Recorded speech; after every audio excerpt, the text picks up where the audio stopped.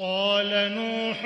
رب إنهم عصوني واتبعوا من لم يزده ماله وولده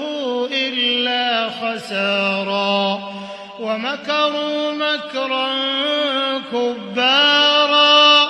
وقالوا لا تذرن آلهتكم ولا تذرن ودا ولا سواعا ولا يغوث ويعوق ونسرا وقد أضلوا كثيرا ولا تزد الظالمين إلا